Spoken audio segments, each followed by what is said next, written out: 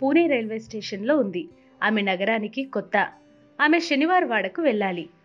అయితే ఆమెకు ఎలా వెళ్లాలో తెలియదు. శనివారవాడ చేరుకోవడానికి ఎంత సమయం పడుతుందో కూడా ఆమెకు తెలియదు. ఆమె వెళ్లాల్సిన చోటికి దారి చూపడానికి ఏదైనా మార్గం ఉందా?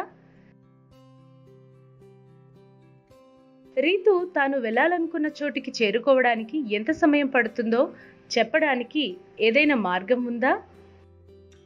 రీతు గూగుల్ మ్యాప్స్ ఓపెన్ చేసింది. దాన్ని ఓపెన్ చేసిన తర్వాత సెర్చ్ బార్లో శనివారవాడ అని టైప్ చేసింది.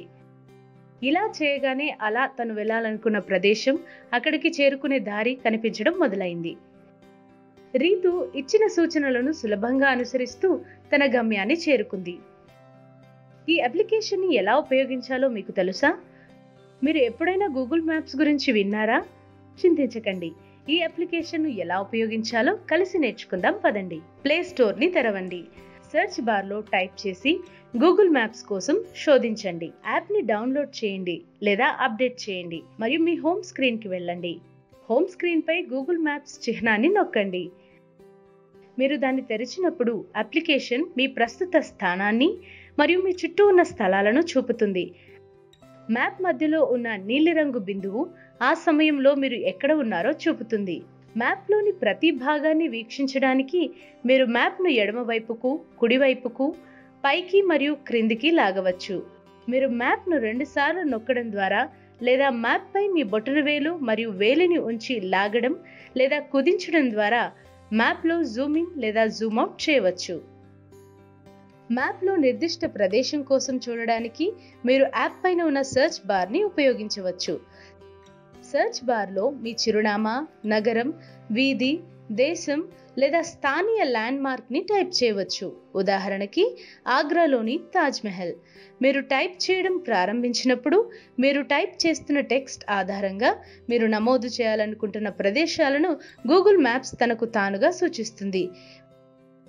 మీరు సూచించిన జాబితాలో టైప్ చేయడానికి ప్రయత్నిస్తున్న ప్రదేశం పేరును మీరు చూసినట్లయితే ఆ పేరుపై నొక్కి మీరు దాన్ని ఎంచుకోవచ్చు. సూచించబడిన జాబితాలో ఆ ప్రదేశం లేకుంటే టైప్ చేస్తూ ఉండండి. మీరు స్టార్ట్ ఐకాన్ పై కూడా నొక్కవచ్చు. ఇది మీకు తక్కువ దూరం ఉన్న మార్గాన్ని చూపుతుంది. ఇది కాకుండా మీరు మీ సెర్చ్ బార్ యొక్క కుడి మూలలో ఉన్న వాయిస్ సెర్చ్ ద్వారా కూడా మీ గమ్యాన్ని శోధించవచ్చు. ఇది మైక్రోఫోన్ అనుమతి కోసం మిమ్మల్ని అడుగుతుంది. మీరు దీన్ని ఎనేబుల్ చేయాలి. సెర్చ్ బార్ బటన్ పై నొక్కండి మరియు కావలసిన గమ్యం లేదా ప్రదేశం పేరును చెప్పండి. గూగుల్ మీరు వెతుకుతున్న స్థలం యొక్క మ్యాప్ను మీకు చూపుతుంది మరియు మీరు టైప్ చేసిన స్థలం పేరును సూచిస్తూ మ్యాప్లో ఒక ఎరుపు పిన్ కనిపిస్తుంది.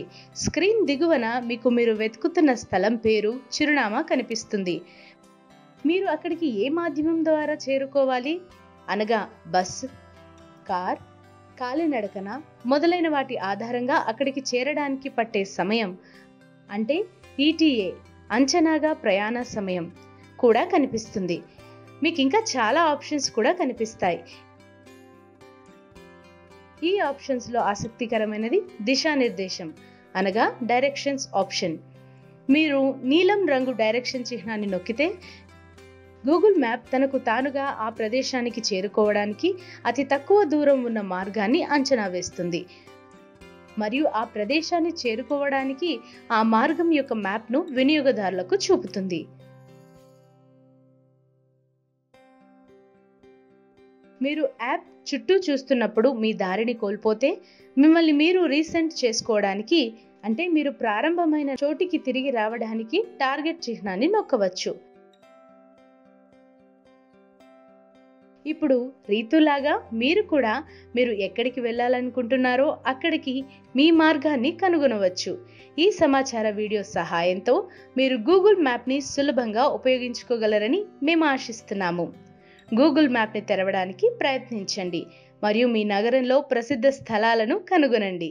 మీకు మీరు దారిని కనుగొనడానికి ప్రయత్నించండి మరియు మీరు అక్కడికి చేరుకున్న తర్వాత గమ్యం యొక్క ఫోటో తీసి మాకు పంపించండి.